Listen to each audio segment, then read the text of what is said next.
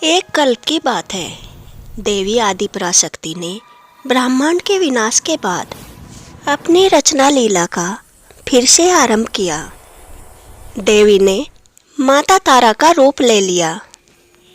माँ तारा के श्वास से नाद का प्रजनन हुआ। नाद ने हिरण्यगर्भ का आकार ले लिया।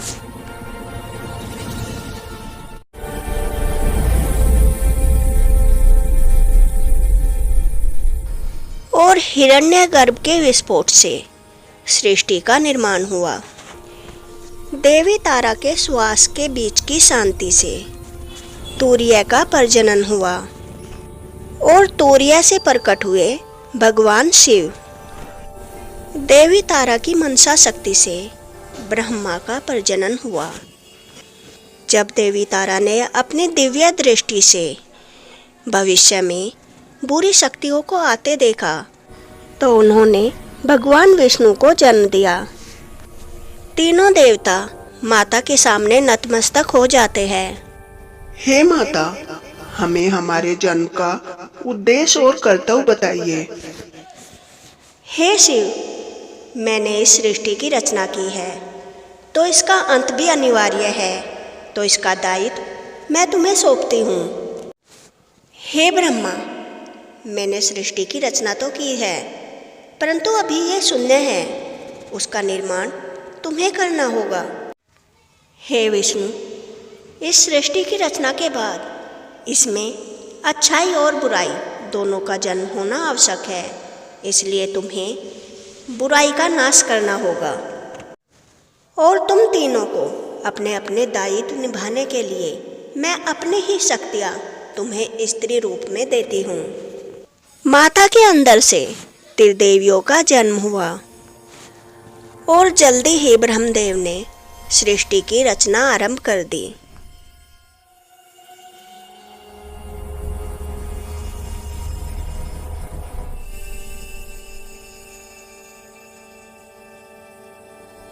परंतु जब ब्रह्मदेव मोक्ष के नियमों को बना रहे थे तब देवी सरस्वती अपनी वीणा बजा रही थी। ब्रह्मदेव का ध्यान भटक जाता है और मोक्ष के नियम अचरत रह जाते हैं और ब्रह्मदेव मोक्ष को करुणा और हृदय की अच्छाई से बांधना भूल जाते हैं।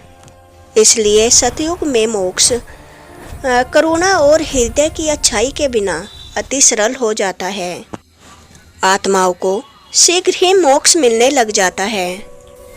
माया देवी, जिनका कर्तव्य ये था सृष्टि में आत्माओं को बांधे रखना, परंतु सृष्टि को शून्य होते देखकर वे चिंतित हो जाती है और वे देवी तारा के पास जाती है। प्रणाम माँ। आओ पुत्री माया, क्या हुआ? माँ, ब्रह्मदेव के मोक्ष की रचना में कोई त्रुटि रह गई।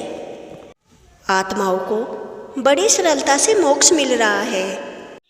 हे महादेवी, आपको ही इसका उपाय ढूंढना होगा। देवी तारा धरती पर अवतार लेती है और पृथ्वी पर लोगों के बीच जाकर यह देखती है कि अति क्रूर राजाओं और हृदयहीन ऋषियों को भी मोक्ष आसानी से प्राप्त हो रहा था। देवी तारा यह समझ जाती है कि ब्रह्मदेव मोक्ष को करुणा और हृदय की अच्छाई से बांधना भूल गए।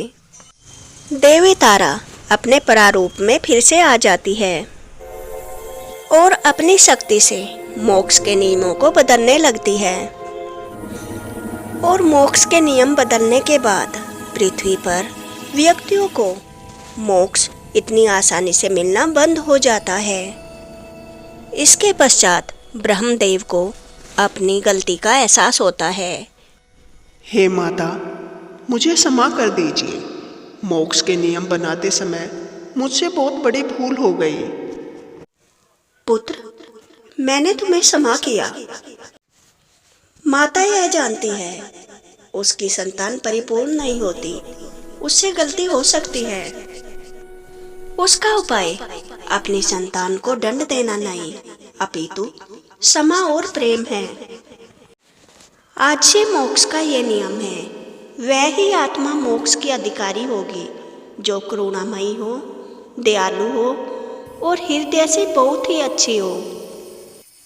भक्ति, ज्ञान और साधना ये अत्यधिक महत्वपूर्ण है, परंतु अगर आप हृदय से अच्छे नहीं हैं तो यह सब निरर्थक है।